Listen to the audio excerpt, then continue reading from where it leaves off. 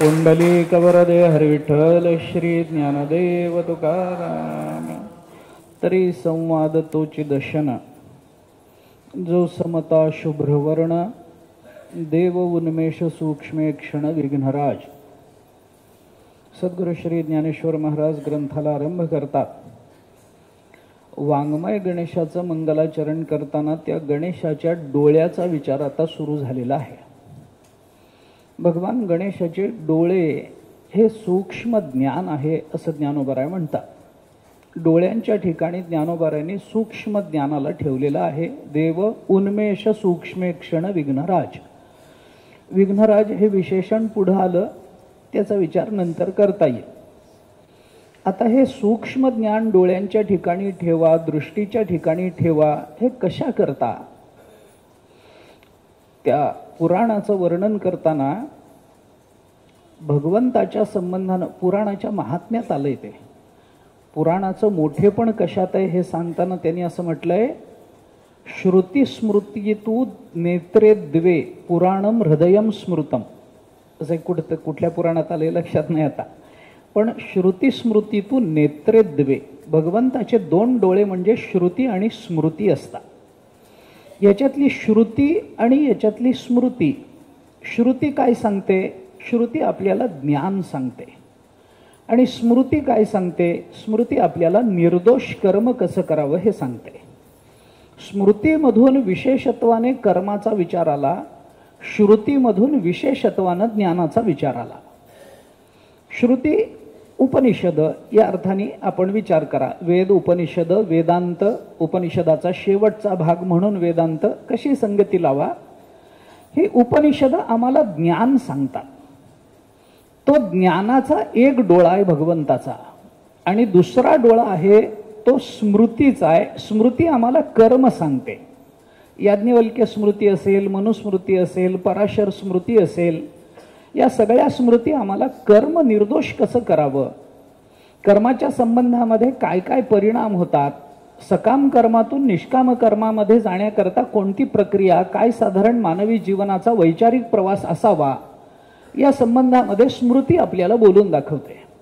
आणि ते बोलून दाखवत असताना मग त्या मानवी जीवनाला प्राप्त होणाऱ्या नियमांचा विचार विशेषत्वानं स्मृती करते की अमुक एक कर्म करायचे ना, या नियमात राहून करा.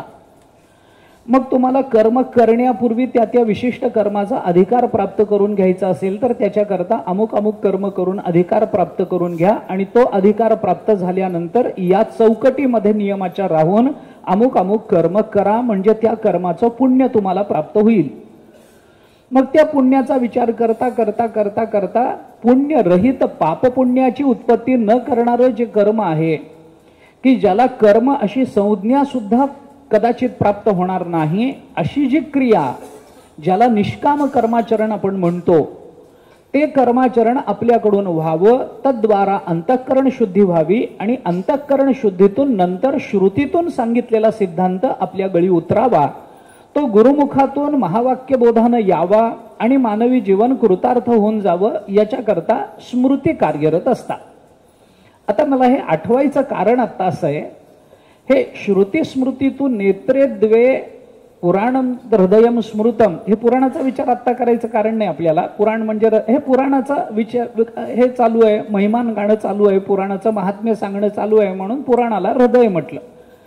कारण डोळे असून हृदय बंद पडलं तर डोळ्याचा उपयोग काय? काही उपयोग नाही. तसं पुराण जर आपण पाहिलीच नाही तर नुसत्या श्रुती स्मृतीचा अर्थ करायला लागलो तर आपल्याला काही कळणार नाही. असं पुराणाचं महात्म्य पुराणांमधूनच व्यक्त केलं गेलंय, महात्म्यातच आलंय. याच्यामध्ये श्रुती आणि स्मृती हे नेत्र सांगितले भगवंताचे. याच्यामध्ये पुढे बोलतो मी आपल्याला, पण आत्ता आठवलं म्हणून मला एकदम ते आठवलं, नेत्रे द्वे ह्याच्यावरून ते आठवलं म्हणून सांगतो आपल्याला. याच्यामध्ये श्रुती आम्हाला ज्ञान सांगते, स्मृती आम्हाला कर्म सांगते, पण या दोन्ही गोष्टी अत्यंत बारकाईनं कराव्या लागतात. कर्म करताना मनुष्य कर्माचा बारकावा न बघेल तर कर्मामध्ये अडकून किती जन्माचा फेरा त्याला भोगावा लागेल हे सांगता येत नाही. म्हणून भगवद्गीतेने आपल्याला सांगितलं, गहना कर्मणो गती. बाकीच्यांचं जाऊ द्या, मूर्खाची गोठी कायसी येथ मोहलेगा क्रांतदर्शी हे ज्ञानोबराय बोलून दाखवतात ना. अरे मोठ्या मोठ्यांना कर्माचा मोह आहे, मोठ्या मोठ्यांना कर्म कळत नाही. सामान्य गोष्टी असतात पण मोठे मोठे त्याच्यामध्ये चुकून बसतात. त्याच्यामध्ये कामना तरी आडवी येते, वासना तरी आडवी येते, देह तादात्म्य तरी आडवं येतं, अहंकार तरी आडवा येतो, फलेच्छा तरी आडवे येते. काही ना काहीतरी सूक्ष्मत्वानं मध्ये येतच आणि तो प्रतिबंध आला की ते कर्म आम्हाला जन्म मरणाचं संसरण मागे लावून देतं. आम्ही कितीही बारकाईनं कर्म करायचा प्रयत्न केला तरी त्या कर्माचा बारकावा आम्हाला कळूच शकत नाही. आम्ही किती प्रयत्न करावेत. म्हणून मोहलेगा क्रांतदर्शी, क्रांतदर्शींना सुद्धा कळू नये, विद्वानांना सुद्धा कळू नये. ज्ञानोबारायांना हे असं वाटलं की बाबा हे असं कसं अर्जुनाच्या मुखातून मागे बोलून आलो, दोनदा बोलून आलो आपण. हा प्रश्न भगवंतांनी उपस्थित केला. अथ केन प्रयुक्तोयम पापम चरती पुरुषः अनिच्छन्नपि वार्ष्णेव बलादिव नियोजितः. अर्जुन देवाला विचारतो, देवा हे असं कसं, हे ऐसे कैसे ज्ञानी याची बुद्धी भ्रंशे, ज्ञानाच्या बुद्धीला भ्रम निर्माण व्हावा, ज्ञानाला कळू नये. त्या न्यूटनच्या प्रयोगशाळेमध्ये म्हणे असं सांगतात, एक मांजर व्याली आणि ती मांजर व्याल्यानंतर त्या मांजरीला पिलं झाली. आता पिलं होती ती 5-7 पिलं झाली. ती थोडी मोठी झाली, ती मांजरीच्या मागे मागे फिरायला लागली. याच्या प्रयोगशाळेमध्ये ती व्यायली, तिथंच येऊन राहिली. त्यानंतर तिथं मग ते त्याचं काम सुरू असताना ते मांजर बाहेर जाण्याकरता प्रयत्न करायचं, दार लावलेलं असायचं, मग ते ओरडायचं म्याव म्याव, याला विक्षेप यायचा, मग हातातलं काम सोडायचं, यांनी ते दरवाजा उघडून द्यायचा. मग ती मांजर तिची पिलं बाहेर जायची, बाहेर जाऊन काही खाऊन पिऊन आली की पुन्हा मध्ये यायचं असायचं, दार लावलेलं असायचं, पुन्हा ती दाराबाहेर उभं राहून म्याव म्याव करणार, पुन्हा येणे हातातलं काम सोडायचं, पुन्हा तिला दार उघडायचं, ती पिला सकट आत येणार. असं सुरू झालं. 1-2-3 दिवस त्याने बघितलं, नंतर कंटाळला. किती विक्षेप, किती विक्षेप, माझं काम महत्वाचं आहे, त्या कामामध्ये हा विक्षेप येतो, आमचं अनुसंधान तुटून जातं, कार्यातलं लक्ष विचलित होऊन जातं सारखं. मग पुन्हा ते लक्षात घ्या, पुन्हा त्या कामामध्ये अनुसंधान निर्माण करण्याकरता प्रयत्नशील राहा. हे सगळं करण्याकरता त्याला थोडं त्याचं वाईट वाटलं, यार काय मांजर सारखी त्रास देते. म्हणून त्याने आपल्या नोकराला बोलवलं आणि त्यांनी सांगितलं, अरे ही मांजर सारखी आतबाहेर आतबाहेर आतबाहेर करते बाबा, याचे काहीतरी बंदोबस्त करा. म्हणे हकलून द्या. ती हकलून दिलेली मांजर जात नाही. मांजर, मी गंमत म्हणून सांगतो, मांजर आणि म्हातारी माणसं तुम्ही किती लांब सोडून या, तुम्ही कितीही लांब सोडून या, ती बरोबर आपल्या घरी परत येणार. त्यांना म्हणजे ह्याच्यात थट्टा नाही, याच्यात त्यांच्या स्मरणशक्तीचा गौरव आहे. हे लक्षात घ्या. ते मांजर असं हकलून दिल्याने जात नाही. एका माणसाने मांजर पाळलं, मांजर म्हातारं झाल्यावर कंटाळला, म्हणून मांजरीला पोत्यात घातलं आणि लांब जंगलात सोडायला गेला. ते रस्त्यात चुकला, मांजरीच्या मागे आला तेव्हा घर सापडलं. अशी अवस्था होते बऱ्याचदा. तर ते असं हकलून द्या म्हणल्याने ते मांजर असं जात नाही. मग त्यांनी सांगितलं काहीतरी याचं नियोजन कर बाबा, या मांजरी सारखी मध्ये येते, मला विक्षेप होतो, लक्ष माझं विचलित होतं, काहीतरी व्यवस्था कर. तो म्हणाला, नोकरांनी विचारलं काय करू. त्या न्यूटननी सांगितलं, बाबा आपला जो दरवाजा आहे ना, या दरवाजाला 2 भोकपाड, एक मोठं भोकपाड, एक छोटं भोकपाड. त्याने विचारलं कशा करता. तो म्हणला, मोठ्या भोकातून मांजर बाहेर आत येत राहील, जात राहील, आणि मग लहान भोकातून पिल्ला आत बाहेर करत राहतील. त्या नोकरांनी डोक्याला हात लावला, विचार केला, काय दुर्बुद्धी झाली, मूर्खाची नोकरी करायची पाळी आली. तो म्हणला, तुम्हाला काही कळतं की नाही, एवढे जगविख्यात शास्त्रज्ञ म्हणवतात. तो म्हणला, काय चुकलं. तो म्हणाला, अहो ज्या भोकातून मांजर बाहेर आज येऊ शकेल, जाऊ शकेल, त्याच्यातून पिलं जाऊ शकणार नाहीत काय, त्याच्याकरता छोटं भोक कशा करता. मोठ्या मोठ्यांना सुद्धा बऱ्याच वेळेला साध्या गोष्टी कळत नसतात. कर्माची गती विचित्र आहे. येथ मोहलेगा क्रांतदर्शी ज्ञानोबराय सांगतात. अरे भल्या भल्यांना कर्माचा मोह पडतो. खरं बोलावं की खोटं बोलावं, आणि या खोटं बोलण्यातून पाप लागतं हे माहिती असताना सुद्धा धर्मराजाच्या मुखातून अर्धसत्य बाहेर पडलं की नाही. अश्वत्थामा हतः नरोवा कुंजरोवा हे बाहेर पडलं की नाही मुखातून. माहिती होतं ना खोटं बोलू नये, आयुष्य गेलं ना त्याच्यामध्ये. पण त्या क्षणी असा काहीतरी मोह अंतःकरणामध्ये निर्माण होतो. त्याला तुम्ही परेच्छा प्रारब्ध म्हणा, त्याला स्वेच्छा प्रारब्ध म्हणा, त्याला प्रारब्धातून निर्माण झालेलं कर्म म्हणा, काही म्हणा, पण ती अगतिकता त्यावेळेला अशी येते की त्या कर्माचा परिणाम भोगावा लागल्याशिवाय राहत नाही. म्हणून कर्माची सूक्ष्मता आणि दुसऱ्या बाजूनी ज्ञानाची सूक्ष्मता जी श्रुतीनं सांगितली, कशालाही ज्ञान म्हणत बसू नका, पुढे आपण त्या संबंधामध्ये बोलूच. पण अशी दोन सूक्ष्मता, एक डोळा कर्माचा आहे म्हणजे स्मृतीचा आहे आणि एक डोळा श्रुतीचा आहे. या श्रुती आणि स्मृतीमधून कर्म आणि ज्ञानाची सूक्ष्मता सांगितली गेली आणि ते डोळे भगवंताचे, म्हणून ते डोळेही सूक्ष्म झाले. अशी एक संगती आपल्याला त्या निमित्तानं लावता येईल. देव उन्मेष सूक्ष्मे क्षणू विघ्न राजू, हे सूक्ष्म शब्दाचा डोळे आणि सूक्ष्मता याच्यावरून मला ते आठवलं म्हणून मी आपल्याला सांगितलं. असो, त्याचा विस्तार पुढे करू आपण. ज्ञानोबारायांनी भगवंताच्या डोळ्याच्या ठिकाणी ज्ञान ठेवलं. भगवंत गणेशाचे डोळे कसे आहेत? बारीक डोळे आहेत. ज्ञान कसं आहे? तेही सूक्ष्म आहे. पण हे सगळं करताना ज्ञानोबारायांनी त्याच्या आधी एक शब्द वापरलाय जो फार महत्वाचा आणि या दोन्ही डोळे आणि ज्ञान या दोन्हीलाही महत्वाचा, त्याला जोड देणारा, त्या दोन्हीची सिद्धी करणारा एक शब्द ज्ञानोबारायांनी वापरला, देव हा शब्द. देव उन्मेष सूक्ष्मे क्षणू विघ्न राजू. देव शब्द आधी वापरायचं कारण काय? आपण काल बोललो, गणेशाचं वाङ्मय गणेशाचं चिंतन सुरू झाल्याबरोबर ज्ञानोबारायांनी जो देव शब्द वापरला, त्याच्यानंतर गणपतीला पुन्हा देव शब्द पुन्हा इथंच आला. देवा तूची गणेशू इथं म्हणताना त्याला देव म्हटलं आणि इथं आता देवो उन्मेष सूक्ष्मे क्षणू विघ्न राजू इथं म्हटलं. दोन्हीकडे देव शब्दाची योजना आहे. देव शब्द काय सांगतो? देव शब्द उच्चारायचं इथं ज्ञानोबारायांना काय अडलं होतं का? त्यांच्या काही नियमामध्ये ते सगळं ओवी छंदामध्ये काही देव वापरला नसता तर काही बिघाड आला असता आणि मग ते छंद जमला नसता, छंदभंग झाला असता आणि साहित्याच्या दृष्टीनं दोष निर्माण झाला असता. म्हणून नाईलाजानं ज्ञानोबारायांनी देव शब्द ठेवला. असं ज्ञानोबारायांच्या बाबतीत विचार करायचा नाही. असा विचार ज्ञानोबारायांच्या तुकोबारायांच्या वाङ्मयाच्या बाबतीत करायचा नाही. साहित्यशास्त्राचे नियम असतात. छंदोभंग हा दोष आहे, हे सगळं जरी खरं असलं ना तरी सुद्धा ज्ञानोबाराय छंदोभंग किंवा छंद पाळला जावा, साधला जावा याच्याकरता प्रयत्न करत नसतात. ज्ञानोबारायांच्या मुखातून ज्ञानेश्वरी बाहेर पडली. सगळ्या साहित्याला नियमासकट स्वतःला येऊन ज्ञानेश्वरीत बसावं वाटलेलं आहे. ज्ञानोबाराय साहित्याचं पालन करत नाहीत. ज्ञानोबाराय बोलतात ते साहित्य होत असतं, त्याच्या मागे ज्ञानोबाराय लागत नाहीत. इथं आता ह्याच्या आधी काय म्हणलंय आपण? आधी म्हणताना आपण असं म्हटलंय संवादुतोची दशनो. मग आता नू ला नू जोडलं पाहिजे. मग काय म्हणावं आता? काय म्हणावं आता? मग क्षमता शुभ्र वर्णू, हा हे जमलं. मग आता नू ला नू जमलं. आता ओवी छंद आहे, मग तिसरा भाग सुद्धा नू आला पाहिजे. मग काय करा? देव उन्मेष सूक्ष्मे क्षणू, हा जमलं. आणि मग विघ्न राजू. पुन्हा चौथ्या भागामध्ये मध्ये तो न येणार यमक साधलं झालं. मग ज्ञानोबारायांना वाटलं वा जमली ओवी. असं झालंय का?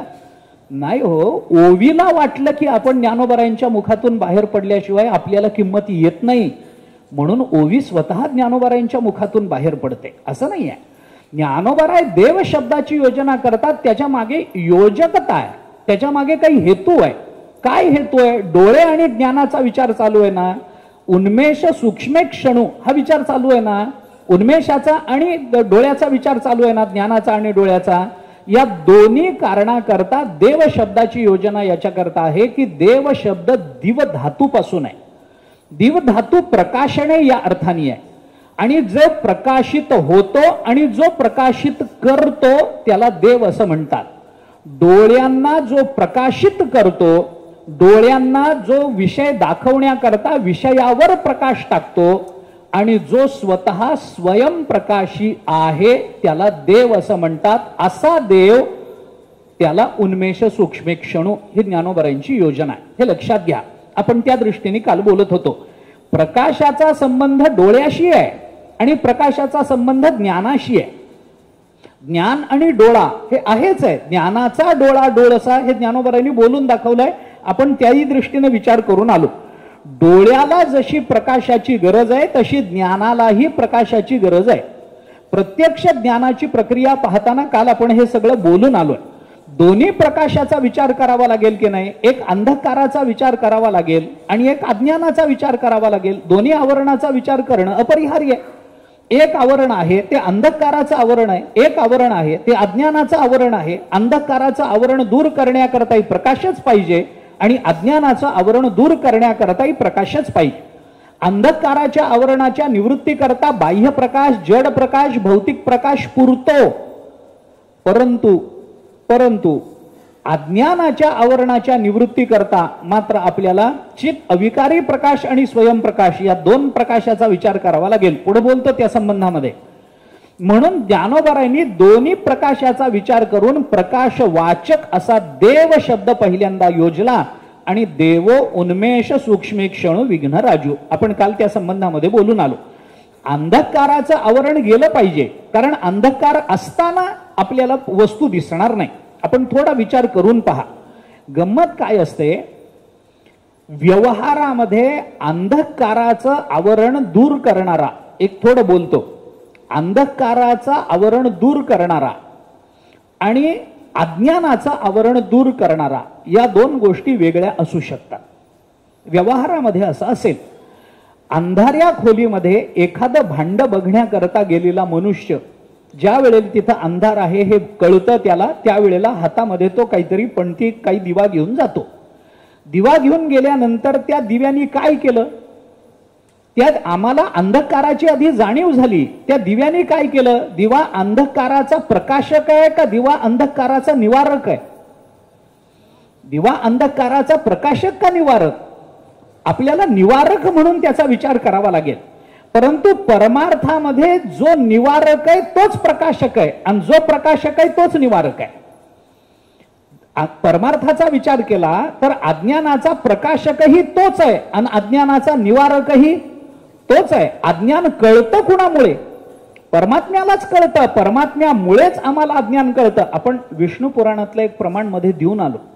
परमात्म्याच्या चिंतनाच्या वेळेला परमात्मा भगवान हे नाव परमात्म्याला का प्राप्त झालं याचा विचार करताना विष्णू पुराणाने त्याची एक व्युत्पत्ती आपल्याला अशी सांगितली, उत्पत्तींच विनाशंच भूतानाम अगतिम गतिम वेत्ती विद्याम अविद्यांच सवाच्यो भगवान इति. भगवान कुणाला म्हणतात? ऐका यशश्री औदार्य ज्ञान वैराग्य ऐश्वर्य हे साही गुणवर्य वसती जेथ म्हणून तो भगवंतू म्हणतो की नाही आपण. भगवान या शब्दाचा भग ही संज्ञा कशाला लागते? या सहा गुणवर्यांना मिळून भग अशी संज्ञा प्राप्त होते. आणि ही भग नावाची संज्ञा ज्याला प्राप्त झाली तो भगवान असा होतो. ज्याच्याकडे लक्ष्मी आहे त्याला लक्ष्मीवान असं म्हणतात की नाही? ज्याच्याकडे विद्या आहे त्याला विद्यावान असं म्हणतात की नाही? मग ज्याच्याकडे भग आहे त्याला काय म्हणणार? भगवान असं म्हणणार. भग कशाला म्हणतात? यश श्री औदार्य ज्ञान वैराग्य ऐश्वर्य हे सहा गुण जिथं एकत्रित येतात त्याला भग अशी संज्ञा आहे. आणि हे ज्याला प्राप्त झालं त्याला भगवान असं म्हणतात. आपल्याला सरळ ज्ञानोबारांनी 6व्या अध्यायाच्या सुरुवातीला हे बोलून दाखवलंय की एक अर्थ झाला भगवान शब्दाचा. पण दुसरा अर्थ सांगताना विष्णू पुराणाने आपल्याला हा अर्थ सांगितला, उत्पत्तींच विनाशंच. ज्याला उत्पत्ती कळते आणि ज्याला विनाशही कळतो. उत्पत्ती कळते याचा अर्थ उत्पत्तीच्या पूर्वी जो असतो आणि ज्याला विनाश कळतो म्हणजे या जगताच्या विनाशानंतरही जो राहतो. हे दोन्ही कळतं याचा अर्थ काय? उत्पत्ती कळते म्हणजे काय? आपण एखाद्या माणसाला म्हणतो तू तर माझ्या डोळ्यासमोर जन्मला. माणूस म्हणतो की नाही, तू तर डोळ्यासमोर जन्मला म्हणजे काय? म्हणजे तुझा जन्म होण्याच्या पूर्वीपासून मी आहे असं आहे ना. तसं या जगताची उत्पत्ती वेत्ती त्याला कळते. ज्याला उत्पत्ती कळाली तो उत्पत्तीच्या पूर्वी असला पाहिजे. सदैव सौम्येदमग्र असीत एकमेवा द्वितीयम तदैक्षत बहुश्याम प्रजायेय. उपनिषदाने आपल्याला सांगितलं इदम अग्र सतएव असीत. या जगताच्या आरंभी फक्त तोच होता, दुसरं कोणीही नव्हतं. हे जे सांगणं उपनिषदाचं आहे. किंवा या जगताचा विनाश हाही ज्याला कळतो. विनाश कोणाला? अहो ते गेले त्यावेळेला आम्ही तिथंच होतो असं माणूस म्हणतो की नाही. तुझ्या जन्माच्या आधीपासून आहे रे मी. हे माणसाचं तुझा जन्म माझ्या डोळ्यासमोर असंही जसं म्हणतो तसं अहो ते गेले त्यावेळेला तिथंच होतो आम्ही, म्हणजे ते गेल्यानंतरही आम्ही जिवंत होतो हे सांगणंच असतं की नाही. आम्ही सगळं बघितलं, त्यांच्या 14व्याचं जेवण आलोय मी तर. असं जेव्हा मनुष्य म्हणतो तेव्हा काय? तो निवृत्तीनंतरही विनाशानंतरही तो राहिला. उत्पत्तींचे विनाशांच हे दोन्ही ज्याला कळतं म्हणजे जो उत्पत्तीच्या पूर्वी आहे आणि विनाशाच्या नंतरही जो आहे त्याला भगवान असं म्हणा. भूतानाम गतिम गतिम वेत्ती विद्याम. माझा मुद्दा इथंच आहे. वेत्ती विद्याम अविद्यांच. वेत्ती हा शब्द प्रकाशक याच अर्थाने घ्या. ते त्याला कळतं, तो ते जाणतो. वेत्ती म्हणजे काय? तो ते जाणतो. विद धातू त्याच्यावरून वेत्ती, विद जाणणे याच अर्थाने ते आलं. म्हणजे काय झालं? तो जाणतो. जाणतो म्हणजे काय? जाणणं याचाच अर्थ प्रकाश. माणूस म्हणतो की नाही, आत्ता माझ्या बुद्धीत प्रकाश पडला. म्हणजे काय झालं? आत्ता बुद्धीत प्रकाश पडला म्हणजे काय? मला आत्ता कळालं, म्हणजे आत्ता मी ते जाणलं. जाणणं आणि प्रकाश पडणं एकाच अर्थाचे दोन्ही शब्द आहेत. तो विद्याही जाणतो म्हणजे विद्येचाही प्रकाशक तो आहे आणि अविद्येचाही प्रकाशक तोच आहे. आम्हाला काही कळत नाही हे आम्हाला ज्याच्या जोरावर कळतं त्याला देव म्हणतात. लक्षात आलं का? पुन्हा एकदा सांगतो, बारकाईनं ऐका. आता इथून सगळं सूक्ष्मच आहे. बारकाईनंच ऐकायचं. आता इथून सगळं आपल्याला काहीही कळत नाही हे आपल्याला कळतं की नाही? ते बरं जाऊ द्या. एक उर्दू मध्ये एका प्रसिद्ध कवीचं एक वचन आहे. सांगू का? सांगू का? बरोबर.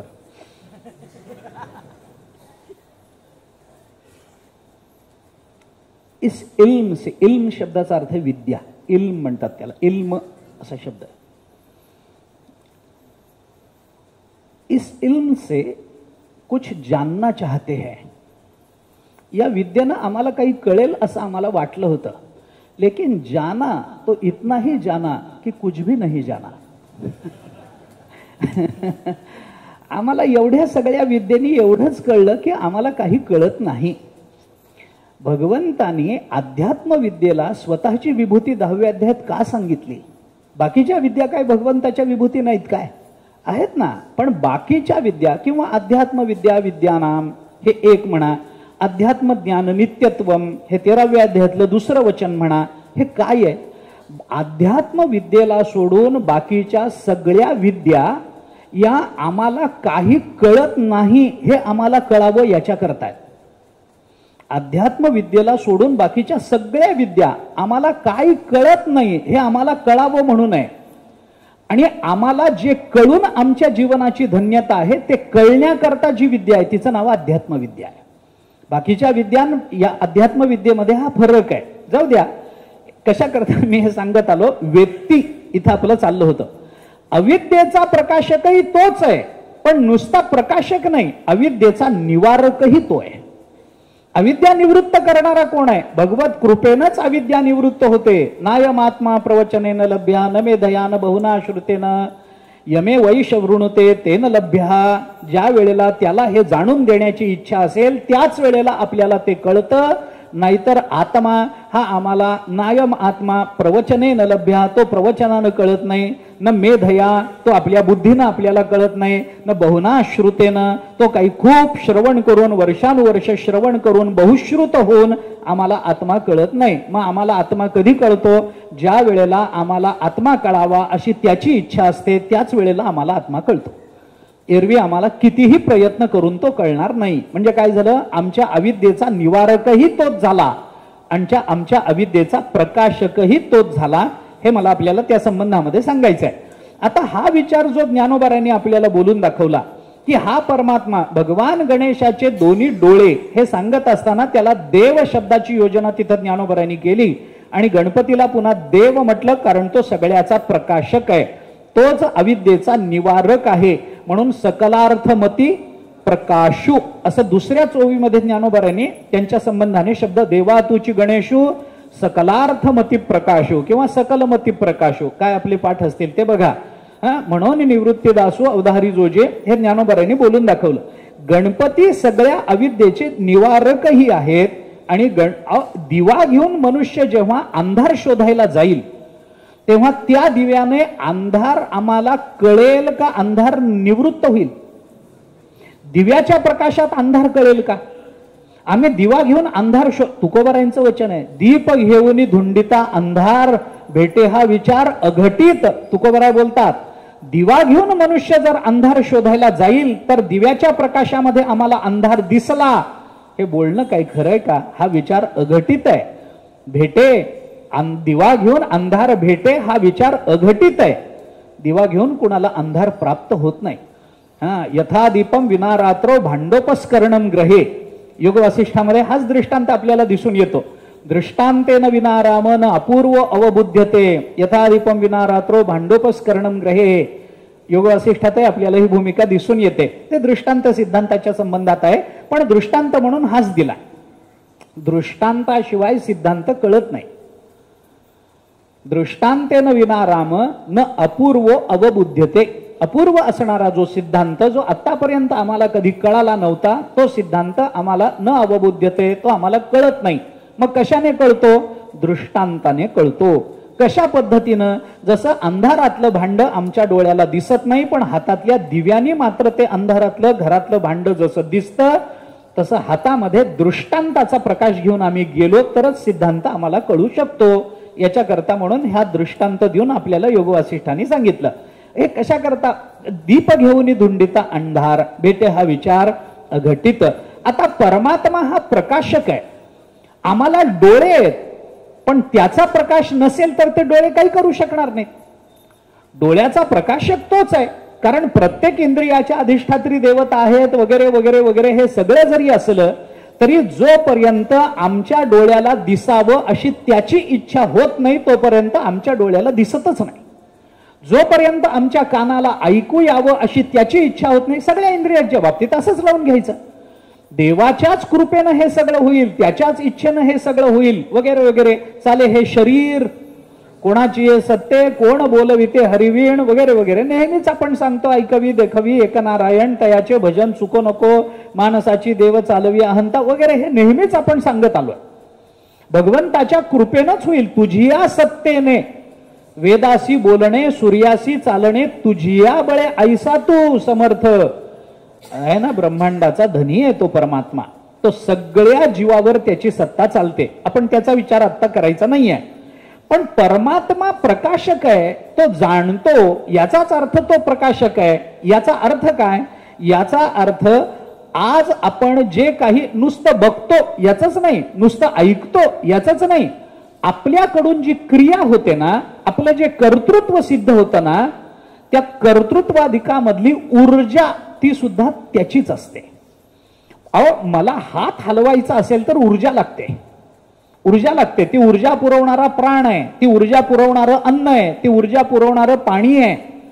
जोपर्यंत आम्ही अन्न प्राशन करत नाही, आमच्या अंगात माणूस म्हणतो जेवल्यावर कसं तरतरीत वाटलं, आता कुठेही चालायला सांगा, माणूस म्हणतो की नाही, मी ऊर्जा आली कुठून? आली कुठून? ती भगवंताचीच असते. पुढे मी आपल्याला त्या संबंधामध्ये सांगतो. परमात्मा सगळ्याचा प्रकाशक आहे, सगळ्याच. त्या केनोपनिषदाच्या सुरुवातीला एक अशी गाथा, एक कथा आली. एक कथा आली. काय झालं? देवाचं असुरांचं युद्ध झालं. अगदी केनोपनिषद सुरुवातीला झालं. युद्ध झालं. युद्ध झाल्यानंतर त्याच्यामध्ये देवांना विजय मिळाला. विजय मिळाल्यानंतर अर्थातच देव आनंदित झाले. बरं वाटलं. सगळीकडे त्यांचा जय जयकार झाला, सगळीकडे त्यांचं कीर्ती झाली. सगळेजण त्याचं ब्रह्मांडामध्ये सगळीकडे तिन्ही लोकांमध्ये त्यांचं कौतुक व्हायला लागलं. अरे, असुरांवर विजय मिळवला, देवांनी विजय मिळवला, किती देव सामर्थ्य संपन्न, किती त्यांच्या अंगामध्ये उत्साह, किती तो वीर्य, किती अंगामध्ये, किती युद्धाबद्दलचं त्यांचं शौर्य वगैरे वगैरे त्यांचं कौतुक सुरू झालं. अर्थात कौतुक देवांचं सुरू झालं आधीच देव, त्याच्यात कुणाकडून तरी कौतुक निर्माण झालं की त्यांच्या ठिकाणी तो अहंकार निर्माण झाला. आपण किती मोठे, आपण किती मोठे. अहंकार निर्माण व्हायला फार वेळ लागत नाही. अहंकार बीज रूपानं अंतःकरणामध्ये असतोच, फक्त अनुकूल वातावरण निर्माण होण्याची वाट बघत असतो. अहंकार जात नाही कुठंच, अहंकार जात नाही. त्यामुळे अहंकार असतोच. तो इतका सूक्ष्म रूपात असतो की त्याची आम्हाला प्रतीती सुद्धा येत नाही. तो आहे असं आम्हाला वाटतही नाही. माणूस म्हणतो आपल्या अंतःकरणात अहंकार नाही. नाहीच आपल्याला अहंकार. मग हे काय आहे? आपल्याला अहंकार नाही हे काय आहे? हा अहंकारच आहे की नाही? त्याचा बाप आहे त्या अहंकाराचा. नुसता अहंकार नाही, त्याचा बाप आहे. आपल्याला बिलकुल अहंकार नाही. अरे त्याचा बाप आला तुझ्या मनामध्ये बाबा, नुसता अहंकार आला नाही. अहंकार ही अशी विचित्र गोष्ट आहे, हा इतका विचित्र विकार आहे की तो नाही याचा अनुभव देईल तरी तो आहे हे सिद्ध करेल. पटेल का बघा, पटेल का बघा. अहंकार हा इतका विचित्र विकार आहे ना की तो नाही असं वाटेवाटेपर्यंत त्याला अनुकूल वातावरण निर्माण होतं. आणि अनुकूल वातावरण निर्माण झालं ते आमच्याकडे मराठवाड्यामध्ये, तुमच्याकडे आहेत का नाही मला माहित नाही, बेश्रमाची झाड आहेत. आहेत का तुमच्याकडे? आहेत का? वा वा. बर. त्या बेश्रमाच्या फुलाला एक विशिष्ट महत्व आहे. असे नात का? त्याला बेशरम म्हणतात. का म्हणतात? किती काढून टाका तुम्ही, ते पुन्हा तिथं येतच. याला म्हणतात बेशरम. त्याला म्हणतात बेशरम. त्या अहंकाराला कितीही काढून टाका, जेवढ्या जेवढ्या त्या अहंकाराच्या निवृत्तीचे आपण प्रयत्न करत राहू तेवढ्या तेवढ्या त्या प्रयत्नांचा अहंकार निर्माण होत असतो. ऐका, नाथ महाराजांनी काय म्हटलंय? जव जव रिघावे साधन तव तव रिघे साधनाभिमान. नाथ महाराजांनी काय चिंतन केलं? अहंकाराच्या निवृत्ती करता आम्ही जेवढी साधन परंपरा आचरणात आणू ना तेवढा त्या साधनेचाच अहंकार आमच्या ठिकाणी निर्माण होत असतो. मोठी विचित्र गोष्ट आहे. फक्त अनुकूल वातावरणाची तो वाट बघत असतो. कुणीतरी आपलं कौतुक करावं, कुणीतरी आपल्याला बक्षीस द्यावं, कुणीतरी डोक्यावरून हात फिरवावं, कुणीतरी आम्हाला जवळ घेऊन आम्हाला वावा काय शौर्य गाजवलंस तू एवढंच म्हणावं. बस एवढ्याचीच तो वाट बघत असतो, एवढ्याचीच. अहो हत्तीवरून मिरवणूक निघाली हो काशी क्षेत्रामध्ये ज्ञानोबारायांची. अहंकार शिवला नाही महाराज अंतःकरणाला. काशीमध्ये पंडितांनी ज्ञानोबारायांची हत्तीवरून मिरवणूक काढली. अहंकाराचा स्पर्श नाही नाथ महाराजांना, ज्ञानोबारायांना, तुकोबारायांना स्पर्श नाही. ज्या तुकोबारायांना ज्ञानोबारायांना गावानी वाळीत टाकलं त्याच गावानी ज्ञानोबाराय तुकोबारायांना डोक्यावर धारण केलं, तरी सुद्धा तुम्हीच ना मला वाळीत टाकणारे, आता बघतो तुमच्याकडे. ही भाषा कधी नाही, किंबहुना सर्व सुखी हीच भाषा मुखातून बाहेर पडली. अहंकाराचा स्पर्श नाही आणि तो निर्माण होण्याची शक्यता फार मोठ्या प्रमाणामध्ये आहे. ज्ञानोबारांनी म्हटलंय अहंकार अज्ञानाच्या ठिकाणी निर्माण होतच नसतो, निर्माण होतच नाही. तो निर्माण होतो ज्ञान, थोडस ज्ञान ज्याच्या अंतःकरणामध्ये आहे, ज्याला थोडं ज्ञान आहे आणि त्या थोड्यालाच जो सगळं समजतो तिथं अहंकार निर्माण होतो. पाचाही गाठी पडे देहाकारू जे उघडे, तो नाचवी चहूकडे अहंकारू गा. नवल अहंकाराची गोठी विशेषे न लगे अज्ञाना पाठी. सज्ञानाचे झोंबे कंठी नाना संकटी नाचवी. ज्ञानोबाराय म्हणतात या अहंकाराचं नवलच आहे. ज्ञानोबारायांना नवल वाटलं, हे नवल अहंकाराचे. ज्ञानोबाराय कशालाही नवल म्हणत नाहीत, कारण ज्ञानोबारायांना नवल कशाचंच वाटत नाही, कशाचंच वाटत नाही. अपिशीत रुचावरके ते एक वचन आहे. सुतीक्ष्ण चेंदू मंडले अधः प्रसरती अग्निही न जीवन मुक्तो न विस्मयी. एक वेळ सूर्य आम्हाला वैशाख महिन्यातला 12 वाजताचा सूर्य डोक्यावर आलेला तो आम्हाला शीतलता द्यायला लागला. पौर्णिमेचा रात्रीच्या चंद्राचे प्रकाश आमच्या शरीरामध्ये घुसायला लागले, बाणासारखे घुसून त्रास द्यायला लागले. आणि अग्नी हा जमिनीच्या दिशेने निघाला तरी सुद्धा जीवनमुक्ताला विस्मय वाटत नाही. अधः प्रसरती अग्नी जीवनमुक्तो न विस्मय. त्या जीवनमुक्ताला विस्मयच वाटत नाही, याचं नवलच वाटत नाही. जगात काहीही घडो जीवनमुक्ताला कसलंच नवल वाटत नाही. पण ज्ञानोबारायांना अहंकाराचं नवल वाटावं, अहंकाराचं नवल वाटावं. एक वाक्य बोलतो माफी मागून. अहंकाराचं ज्ञानोबारायांना नवल वाटलं, याच्यातच अहंकाराच्या जीवनाची धन्यता झाली. बस बाकी काही अहंकाराने आता विचारच करू नये, काय करावं आणि काय करू नये, त्याच्यातच जीवनाची धन्यता आहे. मावळवीत विश्वाभासू नवल. ज्ञानोबारायांना नवल वाटावं, अहंकाराचं नवल वाटावं. नवल अहंकाराची कुठून निघालं? देवतांना अहंकार निर्माण झाला. आपला विचार तिथं चालू होतं. हे फाट्याला जे फाटे फुटतात ना याला 15वा अध्याय म्हणतात. ऊर्ध्वमूलमधः शाखम अश्वत्थम प्राहुरव्यम छंदांशी यस्य पर्णाने यस्तम वेद. आता ते जाऊ द्या, पुढचं काय, त्या फाट्याला फाटे फुटतच राहतात. 15वा अध्याय त्याच्याकरताच आहे. ऊर्ध्व मूलमदशाखम अश्वत्थम प्राहुरव्यम म्हणलं की झालं, ते सुरूच झालं. अहंकार निर्माण झाला. तो अहंकार वाईट आहे, अनुकूल वातावरणाची तो वाट बघतो. अहंकार निर्माण झाला आणि अहंकार निर्माण झाल्यानंतर ते देव एके दिवशी आपण किती शौर्य गाजवलं, आपण कसं युद्ध जिंकलं, कसे अलौकिक डावपेच आपण आखले, याची चर्चा करत एके दिवशी बसले. ते तिथं असं बोलत असताना, स्वकर्तृत्वाची वाच्यता करत असताना, कर्तृत्व गाजवू नये असं नाही, पण त्याची वाच्यता करू नये असं शास्त्र सांगतं. आत्मकृतम पुण्यम व्रथान परी कीर्तयेत अशी शास्त्राची आज्ञा आहे. आपण केलेलं पुण्य हे माणसांनी बोलून दाखवू नये. व्रथा न परिकीर्तयेत, विनाकारण बोलून दाखवू नये. देवतांनी आपापसामध्ये बघा, आपण किती मोठे, आपण कसं राक्षसांना हरवलं, आता आपल्याला हरवणारं कोण आहे या जगामध्ये? राक्षस हरले म्हणजे सगळंच झालं, जगावर आपलं राज्य चालू राहिलं, पण आपलं कर्तृत्वच तेवढं अगाध आहे. चर्चा चालू होती. तेवढ्यात तिथं एक अतिशय दिव्य पुरुष प्रकट झाला. कोण आहे, काय आहे, काही कळे ना.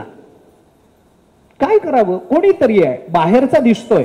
स्वर्गामध्ये एरवी आपल्याला हा दिसत नाही, अपरिचित आहे कोणीतरी, पण मोठा दिव्य आहे. कोण आहे हा? यक्ष आहे का? देवतांना वाटलं आणि त्या देवतांनी असं ठरवलं की याची चौकशी तरी करावी.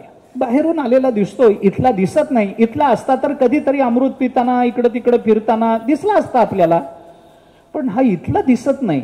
शरीरही याचं इथलं वाटत नाही, कर्मजन्य शरीर वाटत नाही याचं, पुण्य भोगार्थ प्राप्त झालेलं शरीर याचं वाटत नाही, या शरीराला मर्त्यत्व आहे असंही वाटत नाही. मोठं दिव्य शरीर आहे, त्या शरीरातून प्रकाश बाहेर पडतोय, असं काहीतरी अलौकिक शरीर याला प्राप्त झालेलं दिसतंय. कोण आहे माहित नाही. पहिल्यांदा तर्क लढवले, आपापसामध्ये चर्चा केली, हा असेल का, तो असेल का, इकडून आला असेल का, तिकडून आला असेल का, राक्षसच रूप बदलून आला नसेल ना, वगैरे सगळी चर्चा झाली, पण त्याचा काही थांग लागेना. कोण आहे काय कळेना. मग देवांनी असं ठरवलं की याची चौकशी केली पाहिजे. बाहेरून आलेला दिसतोय, चौकशी करावी. इथं तसं कुणालाही अधिकाराशिवाय राहता येत नाही. स्वर्ग आहे, यज्ञ करावे लागतात, तेव्हा इथं राहता येतं. हा बाहेरून आलाय, किती यज्ञ केलेत न केलेत कुणाला माहिती आहे काय येतो, आपण चौकशी करू. म्हणून सगळ्या देवतांनी पहिल्यांदा अग्नीला असं सांगितलं की तू जा म्हणे त्याच्याकडे, तुझ्या ठिकाणी सामर्थ्य आहे, तू त्याच्याकडे जा. आणि कोण आहे, कुठून आला, काय कारणाकरता आला, कुणाकडे आला, इथं काय निमित्तानं आला, सगळी व्यवस्थित जरा चौकशी करून ये असं सांगितल्यानंतर अग्नीला वाटलं आपल्यावर केवढी जबाबदारी टाकली. अग्नी म्हणाला ठीक आहे, मी जातो ना, बोलून येतो. अग्नी गेला आणि अग्नीने त्याला पहिल्यांदा विचारलं कोण. तो म्हटलं मी कोणी असू द्यात, तू कोण, तू कोण. त्याचं तेजच असं होतं की अग्नीला जवळ जाऊये ना त्याच्या, इतकं तेज, डोळे दिपायला लागले. पण तो अग्नी आहे. त्याने सांगितलं कोण. तो म्हणला मी, तू कोण. तो म्हणला मी अग्नी आहे, मला जातवेद असं म्हणतात.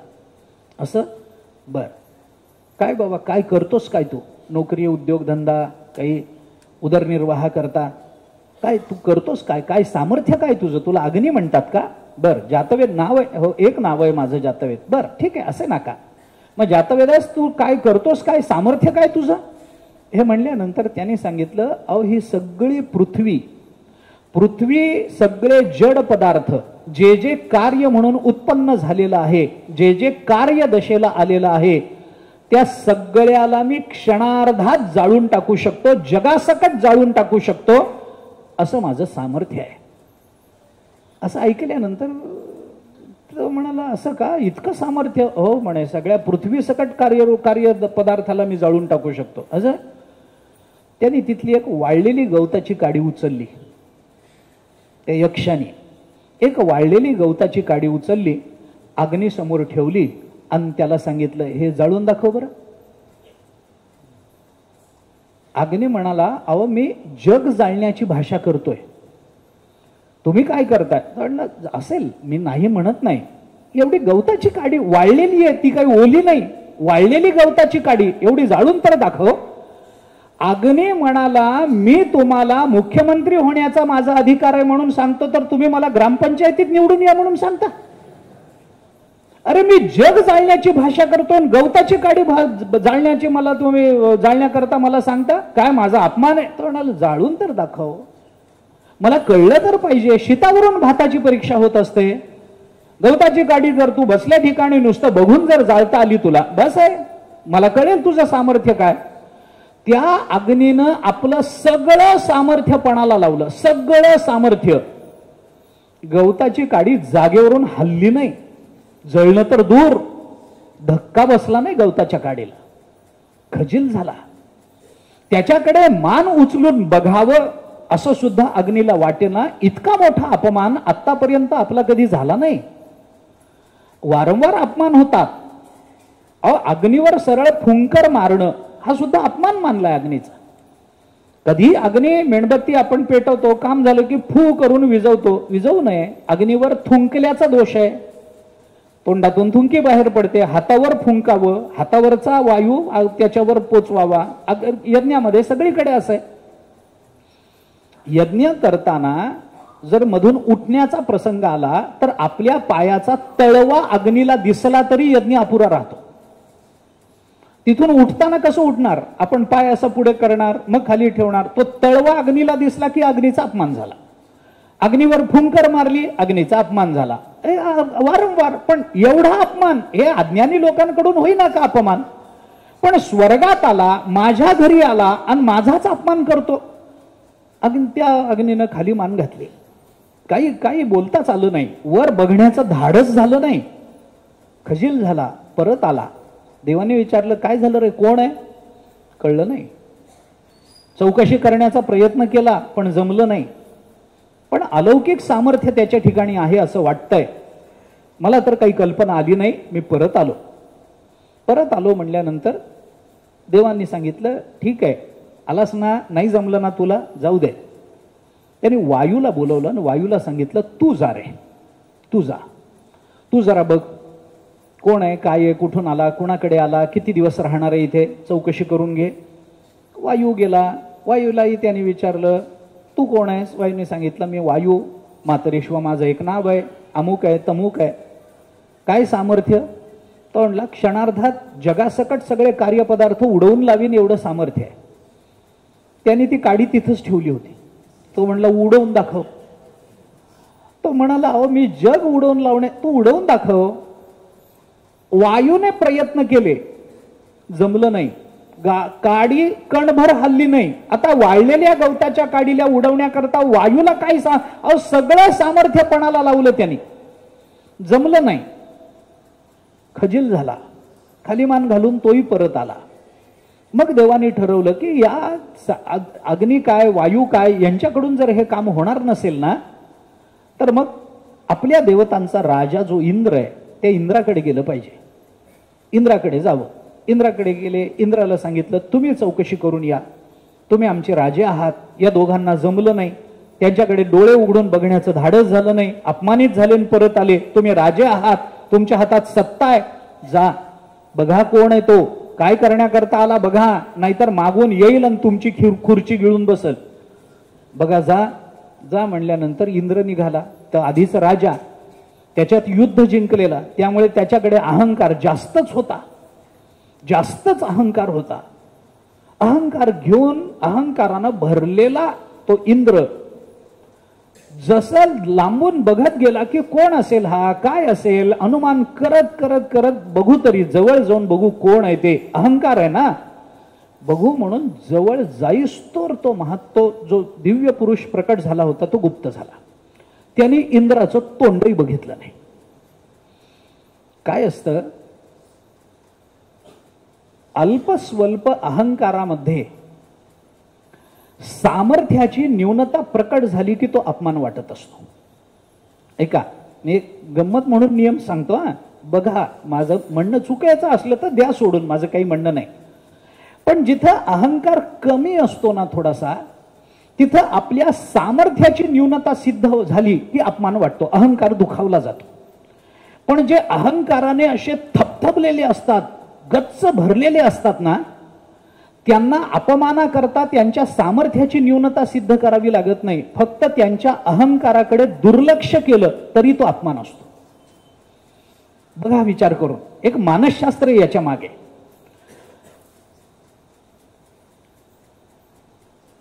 मला अभंगाचा अर्थ कळतो असं म्हणून मी जर कोणाजवळ गेलो आणि त्यांनी मला प्रश्न विचारले, मला जर त्या अभंगाच्या संबंधानं प्रश्नाची उत्तरं देता आली नाहीत तर मला तो अपमान वाटेल, मान्य आहे.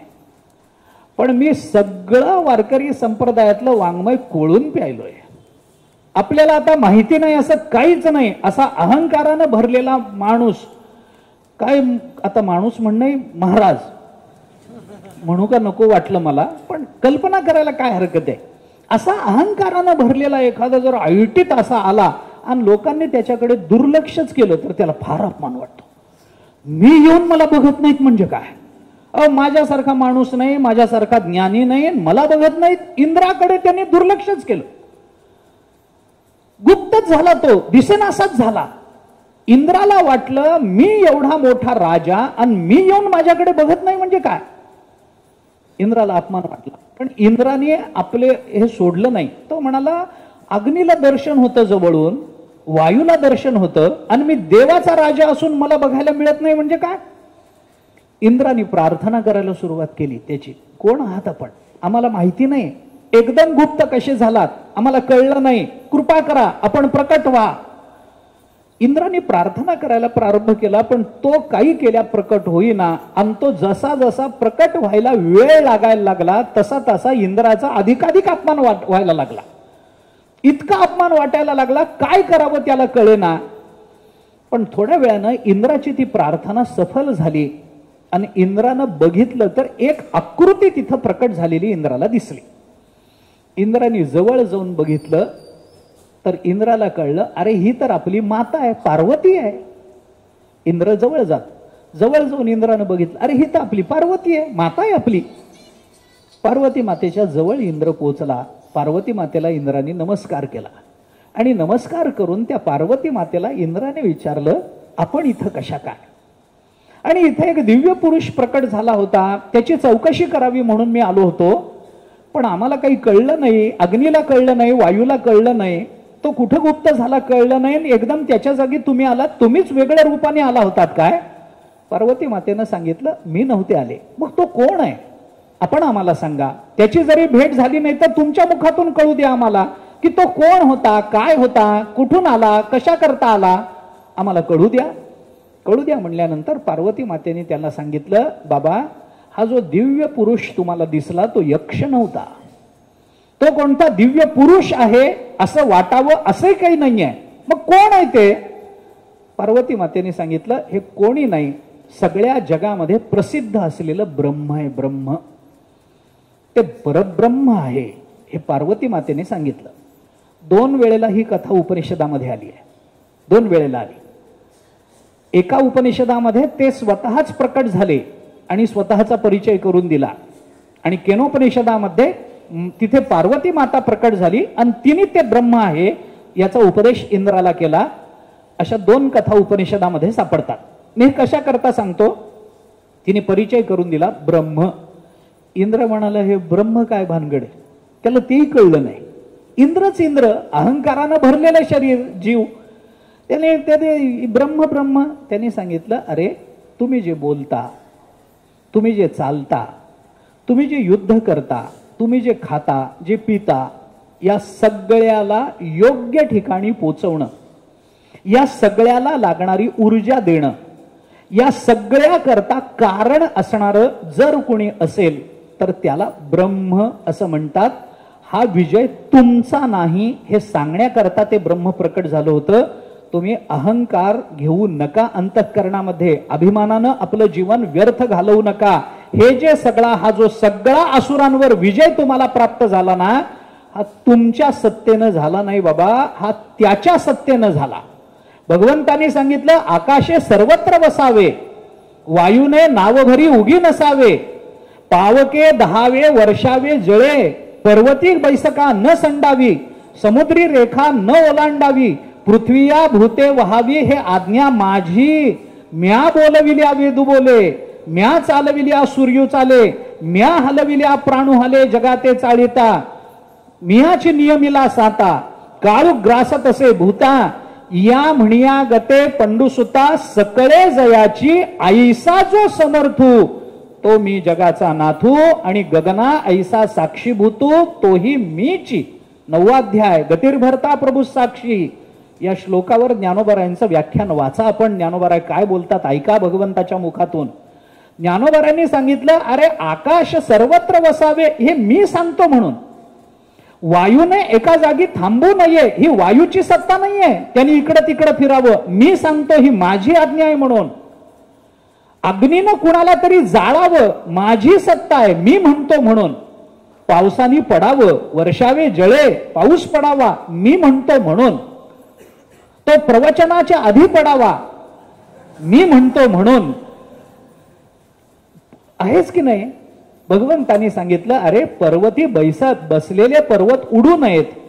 त्याच्या मागे मोठी कथा पुराणामध्ये आहे. पर्वताला पूर्वी पंख होते, इंद्राबरोबर भांडण झालं, इंद्राने पर्वताचे पंख कापले, तेव्हा ते पर्वत एका वगैरे वगैरे मोठी कथा आहे. पण हे इंद्राने कापले नाहीत.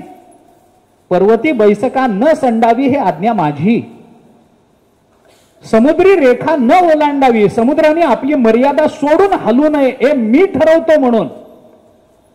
वेदांनी सुद्धा ज्ञान द्यावं हे मी सांगतो, माझी आज्ञा आहे म्हणून, माझी आज्ञा म्हणून. ज्ञानोबारायांनी चिंतन केलं. म्या बोलविल्या वेदू बोले, मी बोलवलं तर वेद बोलतो. म्या चालविल्या सूर्य चाले, म्या हलविल्या प्राणू आले. जगतामध्ये जे चलनवलन होतं ना माझ्यामुळे होतं, तोही मीची आहे. माझ्याशिवाय साक्षीभूत तोही मीची. जगताचा साक्षी मीच आहे. परमात्मा जाणतो, परमात्मा प्रकाशक आहे, परमात्मा अविद्येचा निवारक आहे. या सगळ्याचा विचार ज्ञानोबारायांनी इथे केलाय. तोच प्रकाशक, तोच अविद्येचा प्रकाशकही तोच आहे, निवारकही तोच आहे, विद्येचा प्रकाशकही तोच आहे, विद्यारूप ज्ञानरूपही तोच आहे. विचार करून बघा किती प्रमाण मी अजून आपल्याला देऊ. त्या जगद्गुरु शंकराचार्यांनी जी अनेक रचना त्यांच्या प्रकरण म्हणून ज्या आल्या पुढे, स्फुट रचना ज्या झाल्या, त्याच्यामध्ये आचार्यांची दशश्लोकी आहे. दशश्लोकी ही दशश्लोकीत मला दशश्लोकीत गुंतायचं नाही आहे. तशी आचार्यांची एक शतश्लोकी आहे. दशश्लोकीवरचं भाष्य म्हणजे सिद्धांत बिंदू आहे. सिद्धांत बिंदू हा ग्रंथ काय आहे? मधुसूदन सरस्वतींचं जे भाष्य आहे ना सिद्धांत बिंदू नावाने, ते काय आहे? हे दशश्लोकीवरचं भाष्य आहे, या स्तोत्रावरचं भाष्य आहे. ते त्याच्यात जाऊ द्या, जशी दशश्लोकी आहे तशी शतश्लोकी आहे. शतश्लोकी आहे तशी एक सहस्त्रश्लोकी आहे असं म्हणतात, सापडत नाही. पण जशी दश शत सहस्त्र आहे ना तशी एकश्लोकी आहे. आचार्यांनी एकाच श्लोका, आचार्यांच्या तशा 2 एकश्लोकी रचना आहेत. 2 आहेत. एक साधका करता आहे आणि एक माते करता आहे. एक साधका करता असणारी जी एकश्लोकी आहे ना ती ब्रह्मस्वरूपाचं चिंतन करणारी आहे. आणि आई करता ज्या एकश्लोकीची रचना आचार्यांनी केली ना त्याच्यामध्ये कृष्ण दर्शनाचा लाभ असतो. त्या एकश्लोकीच्या चिंतनातून भगवान श्रीकृष्णाचं सगुण दर्शन होईल अशी व्यवस्था आचार्यांनी करून दिली आहे. ते आचार्य संन्यास घ्यायला जेव्हा प्रवृत्त झाले त्यावेळेस त्या मगरांनी पाय पकडला वगैरे वगैरे हे सगळं केलं. ते सगळं झाल्यानंतर मग आईने परवानगी दिली वगैरे सगळं झालं आणि संन्यास घ्यायला म्हणून आचार्य निघाले. संन्यास प्रवृत्ती तर झाली, आईने परवानगी दिली. ब्रह्मचर्य अवस्थेमध्ये आईच्या परवानगी विना संन्यास होत नाही. आणि गृहस्थाश्रमातून संन्यासाश्रमात जायचं असेल तर आई बरोबर पत्नीचीही परवानगी लागते. पत्नी जर परवानगी देत नसेल तर त्याला संन्यास ग्रहण करता येत नाही. आईची परवानगी घेतली, आईने परवानगी दिली. त्याच्याकरता काय लीला करावी लागली भगवंताला आचार्यांना तो प्रश्न वेगळा. आईने तिथून निघताना आता सोडून जायचं, सर्वसंग परित्याग केलाय. सोडून जाताना अर्थात ती आई आहे, एकुलता एक मुलगा आहे, भगवत कृपेनं प्राप्त झालाय. भगवान शंकराचा अनुग्रह म्हणून हा मुलगा झाला. आता त्याचे वडीलही नाही आहेत. मला एक मुलाचा आधार आहे, तोही मुलगा संन्यास घेण्याकरता बाहेर निघून जातोय. आपलं कसं? कुठल्याही स्त्रीच्या मनामध्ये, आईच्या मनामध्ये हा विचार येईल की नाही. आचार्यांच्या आईने आचार्यांना सांगितलं, तुला संन्यास घेण्याविषयी माझं काही म्हणणं नाही, पण माझी एक इच्छा आहे. म्हणे सांग आई, तू कधी माझ्याजवळ काही इच्छा व्यक्त केली नाहीस, बोल ना, काय इच्छा. काही नाही म्हणे, आता काय तुझी माझी भेट पुन्हा होणं शक्य आहे असं वाटत नाही, तू संन्यास घेणार, माझं आता काय राहिलं, पण माझी एक शेवटची इच्छा अशी आहे की माझ्या अंत्यसमयी तू माझ्या जवळ असावास आणि माझे संस्कार तुझ्या हातून व्हावेत अशी माझी इच्छा आहे. जर असं झालं नाही तर मुलगा पोटाला आला याचा आम्हाला काय लाभ आहे. पुन्नाम नरकात त्रायते इति पुत्रहा, जो पुत नावाच्या नरकापासून आपलं रक्षण करतो त्याला पुत्र असं म्हणतात. मग तू आमच्या पोटी आलास, तुझ्या बापाचा ऊर्ध्वदेहिक तुला करता आलं, त्यांना गती मिळाली, पण मी तुझी आई आहे ना, माझी उत्तरक्रिया कोण करणार. दुसऱ्या कोणीतरी माझी उत्तरक्रिया करून कसं चालेल. माझ्या पोटी मुलगा आहे, मुलाने मला अग्नी द्यायचा आणि तू तर संन्यास घेऊन चाललास, तुझ्या हातून हे व्हावं अशी माझी इच्छा आहे. आचार्यांना प्रश्न पडला, आपण संन्यास घेतल्यानंतर अग्नीचा स्पर्श कसा करता येईल. पण आई आहे आणि ते आचार्य आहेत. आईचं मातृत्व आणि आचार्यांचं सर्वज्ञत्व याचा अतिशय सुंदर मिलाफ या सगळ्या कथेमध्ये आहे. मला ती कथा खरं सांगायचीच नाही आहे, पण आता वेळच काढायचा आहे. असं नाही. आचार्यांच्या 2 एकश्लोकी रचना आहेत, ते मला सांगायचे आहे, तेवढंच सांगणार. आचार्यांनी आईला सांगितलं, ठीक आहे, तुझी इच्छा मी पूर्ण करीन. आचार्य तिथून निघून गेले. काश्मीरमध्ये आचार्यांचं वास्तव्य आणि संचार असताना आचार्यांच्या लक्षात आलं की आपल्या आईचा अंत्यकाळ जवळ आलेला आहे. आचार्य होते काश्मीरमध्ये, आचार्यांची आई आहे केरळमध्ये. काश्मीर ते केरळ असं अंतर आहे. आचार्यांना तिथं लक्षात आलं, सर्वज्ञच आहेत, काय कळत नाही असं आचार्यांना काही नाहीच नाव. आपल्या आईचा शेवटचा काळ जवळ आलाय, आपण गेलं पाहिजे.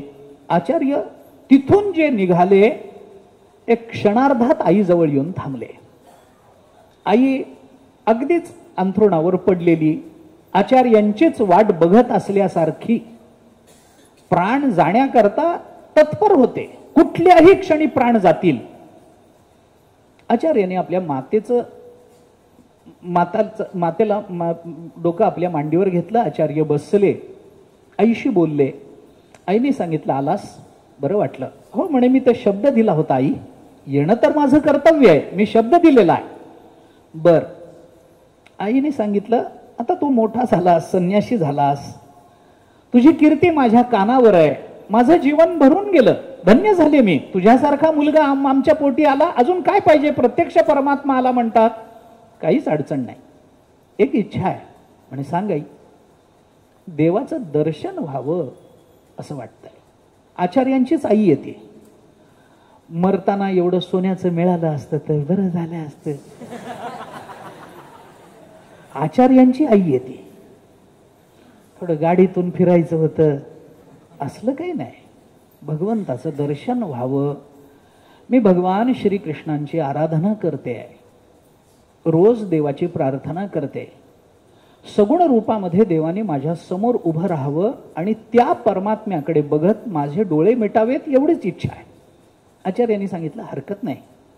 आईचं डोकं मांडीवर घेऊन आचार्यांनी एकाच श्लोकाची रचना केली. मला तो सांगायचा नाही आता. एकाच श्लोकाची रचना केली आणि त्या श्लोकाचं उच्चारण झाल्याबरोबर त्या श्लोकातून आचार्यांनी भगवंताचं असं वर्णन केलंय की त्या वर्णनातून भगवान एकाच श्लोकामध्ये तिथं प्रकट झाले. भगवान श्रीकृष्ण प्रकट झाले. प्रकट झाल्याबरोबर आचार्यांनी सांगितलं, आई भगवान आलेत, बघ. आईने देवाकडे बघितलं आणि देवाकडे बघता बघता बघता आईनं प्राण समर्पण करून टाकले. देवाकडे बघत प्राण समर्पण करणारे एक भीष्माचार्यांची एक आपल्याला कथा महाभारतामध्ये दिसते. दुसरी कथा आचार्यांच्या आईची, आपल्याला अनेक जण आहेत, आचार्यांच्या आईची एक अशी कथा आहे. तिथे एक श्लोकी आहे. आणि एक साधक आचार्यांकडे आला होता. त्यांनी आचार्यांना असं सांगितलं की मला काहीच कळत नाही, माझ्याजवळ काही नाही, पण मला आत्मकल्याणाची तीव्र लालसा आहे, मला काही आपण उपदेश कराल का? आणि त्याच्याकरता म्हणून आचार्यांनी आणखीन एका श्लोकीची रचना केली, ज्याचा आपल्याला विचार करणं भाग आहे. आचार्यांनी त्याला सांगताना असं सांगितलं की बाबा, किम ज्योतिस्तव भानुमान हनिमे रात्रौ प्रदीपादिकम स्यात् एव रविदीप दर्शन विधौ किम ज्योतिराख्या हिमे. काही प्रश्नोत्तर झाली ती सांगतो. चक्षुः तस्य निमीलनादि समये किम धीर धियो दर्शने किम तत्राहमतो भवान परमकम ज्योतिस्तदस्मित प्रभो. या ज्योती करता, या प्रकाशा करता मला हे सांगायचंय. काय आहे हा प्रकाश? कोणता प्रकाश? कसा प्रकाश? आचार्यांनी त्याला सांगितलं, बाबा किम ज्योतिस्तव भानुमान हनिमे रात्रौ प्रदीपादिकम. बाबा, तू या जगाकडे बघतोस आणि हे जग आहे असं तुला जे विषय रूपानं दिसतं ते कशानं दिसतं? त्यांनी सांगितलं, भानुमान हनिमे, दिवसा मला सूर्यप्रकाशानं दिसतं, रात्रौ प्रदीपादिकम, आणि रात्रीच्या वेळेला मला दिवा वगैरे काही साह्यानं मला हे दिसतं. त्यांनी सांगितलं, स्यात् एवम, असू दे म्हणे, चांगली गोष्ट आहे, असू दे. मला सांग, रविदीप दर्शन विधौ किम ज्योतिराख्या हिमे. मला असं सांग आता की ज्या वेळेला सूर्यही नसतो, दिवेही नसतात, चंद्रही नसतो, त्या वेळेला तुला कशानं दिसतं? कोणत्या प्रकाशानं दिसतं? त्यांनी सांगितलं, चक्षुः. माझा मुद्दा इथं आहे. चक्षुः, त्याला प्रकाशच म्हटलंय. चक्षुच्या प्रकाशानं मला दिसतं, मला डोळ्यांनी दिसतं. आता डोळ्यांनी दिसतं म्हणजे इंद्रियांनी दिसतं असा त्याचा अर्थ आहे. कारण डोळे नसले तरी हात लावून कळू शकतं, कानावर आवाज येऊन कळू शकतं, वास येऊन कळू शकतं, स्पर्शानं कळू शकतं, रसनेनं कळू शकतं. या सगळ्याला जाणीवच म्हटलंय, या सगळ्याला चक्षुष म्हटलंय ते एका अर्थानं. चक्षुः. बर, आचार्यांनी त्याला विचारलं, तस्य निमीलनादि समये किम. ज्या वेळेला डोळे बंद होऊन जातात, डोळे नसतात, डोळे झाकलेले असतात, किंवा डोळ्याच्या अधिष्ठात्री देवता आपली जागा सोडून गेल्यामुळे अंधत्व आलेलं असतं, त्यावेळेला कशानं दिसतं रे? निमीलनादि समये किम, ज्या वेळेला डोळे झाकले जातात त्यावेळेला कशानं दिसतं? धीर धियो दर्शने, बुद्धीच्या डोळ्याने आम्हाला दिसतं, बुद्धीच्या प्रकाशात दिसतं. माणसाला डोळे नसले तरी माणूस कोणीतरी आल्याची चाहूल लागली की त्याला कळतं, अरे ते आले का, ते आले का. गुलाबराव महाराजांच्या बाबतीत असं सांगतात, डोळे नव्हते, आईच्या गर्भात असतानाच म्हणे त्यांचे डोळे गेले असं काही जण सांगतात. काही जण नंतर डोळे गेले, आधी बारीक बारीक दिसत होतं, कालांतराने तेही दिसणं बंद झालं असंही सांगितलं जातं. घराच्या बाहेर ते ओट्यावर बसलेले असायचे आणि बाहेर बसलेले असताना पाणी भरायला आलेल्या बायका, त्या बायकांच्या पाणी काढण्यावरून त्यांच्या बांगड्यांचा जो आवाज व्हायचा, त्या चालताना त्यांच्या बांगड्यांचा आवाज जो व्हायचा, त्या आवाजावरून ते ओळखायचे की कोण आहे, काकू आहे का, आत्या आहे का, मावशी आहे का, अजून कोणती स्त्री आहे. त्या आवाजावरून ते ओळखायचे. धीर धियो दर्शने, बुद्धीच्या डोळ्याने आम्हाला बुद्धीच्या प्रकाशामध्ये दिसतं असं. बर, आणि बुद्धी म्हणजे काय? दिवसा कशाने दिसतं? सूर्याच्या प्रकाशानं. रात्री कशाने दिसतं? दिव्याच्या प्रकाशानं. अरे दिवाळी नसतो त्यावेळेला आम्हाला डोळ्याच्या प्रकाशानं दिसतं. बरं, डोळेही झाकले जातात त्यावेळेला बुद्धीच्या प्रकाशानं दिसतं. मग आचार्याने त्याला विचारलं, या बुद्धीच्या प्रकाशानं जे तुला दिसतं ना, ती बुद्धी कशानं कळते रे? त्या बुद्धी कोणत्या प्रकाशानं कळते? ही बुद्धी आहे हे कळतं कशानं? आचार्यांनी मग त्याला उत्तर देऊन सांगितलं, त्याला कळे ना की बुद्धी कोणत्या प्रकाशानं दिसणार. बुद्धीच्या प्रकाशानं सगळं दिसतं, पण बुद्धी कशानं कळते? कारण बुद्धीची निवृत्ती कधीतरी व्हावीच लागेल ना, कारण ती सुद्धा कार्यरूप आहे. जरी बुद्धी निश्चय आत्मज्ञान झालेलं असलं तरी आत्मज्ञानानंतर बुद्धी तरी काय कामाची आहे? त्या बुद्धीची निवृत्ती झाली पाहिजे गुणांमध्ये, ते गुण नंतर प्रकृतीमध्ये, ती प्रकृती परब्रह्मामध्ये. लयचिंतनाचा विचार करताना असं उलट करत ते ब्रह्मरूप झालं पाहिजे. मग आत्मबुद्धीसी भंग कधान्वय म्हटलं ना, ती बुद्धी आत्मरूप झाली पाहिजे ना. घरायोपा स्वर्ग का वरिपडो वाघ आत्मबुद्धीसी भंग कधान्वय, हे झालं ना. बुद्धी आत्मरूप झाली पाहिजे. मग ती बुद्धी ती कशानं कळते? त्याला उत्तर देता येईना. आचार्यांनी सांगितलं, बाबा किम तत्राहमतो भवान परमकम, काही कळत नाही. अरे त्या बुद्धीच्याही पलीकडे असणारी जी ज्योती, जो प्रकाश, त्या प्रकाशानं आपल्याला बुद्धी कळते. त्याने विचारलं हा प्रकाश कोणता? आचार्याने सांगितलं तदस्मी प्रभो. अरे तो प्रकाश म्हणजेच मी असतो, तो प्रकाश म्हणजेच आपलं स्वरूप असतं. स्वरूपाच्या प्रकाशानं बुद्धी कळते, बुद्धीच्या प्रकाशानं डोळ्याला ताकद येते, डोळ्याच्या प्रकाशानं वस्तू दिसते. वस्तू अंधारात असेल तर सूर्याच्या प्रकाशानं किंवा चंद्राच्या किंवा दिव्याच्या प्रकाशानं दिसते.